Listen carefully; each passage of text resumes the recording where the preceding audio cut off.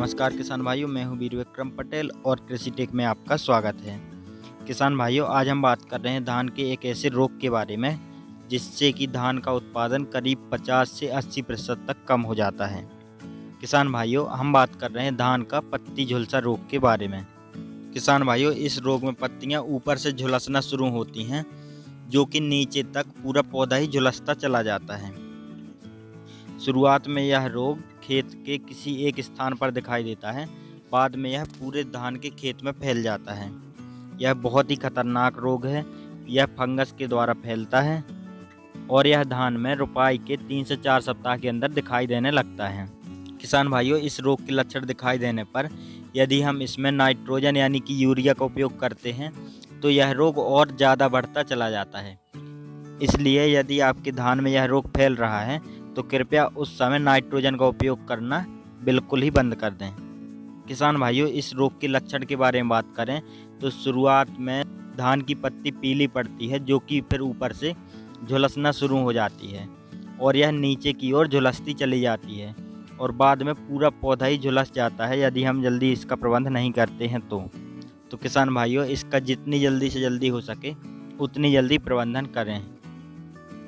किसान भाइयों, यह रोग फंगस के द्वारा फैलता है, जिस कारण से यह बहुत तेज़ी से खेत में फैलता है और एक खेत से दूसरे खेत फैलने में बहुत कम समय लगता है।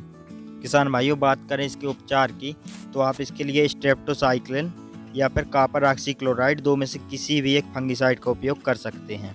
किसान भाइयों, यदि आप कॉपर ऑक्सीक्लोराइड दवा का उपयोग करना चाहते हैं तो 3 ग्राम प्रति लीटर पानी की दर से आप इसे अच्छी तरह से मिलाकर और फसल पर छिड़काव कर सकते हैं और इसके साथ में चिपको या फिर शैम्पू कुछ भी मिलाना ना भूलें। और यदि आप इसके लिए स्ट्रेप्टोसाइक्लिन उपयोग में लाना चाहते हैं तो आप उसके लिए 2 ग्राम प्रति 15 लीटर पानी में मिलाकर और फसल पर छिड़काव कर सकते हैं। और यदि आप इसके लिए जैविक उपचार अपनाना चाहते हैं तो आप इसके लिए ट्राइकोडर्मा का उपयोग कर सकते हैं।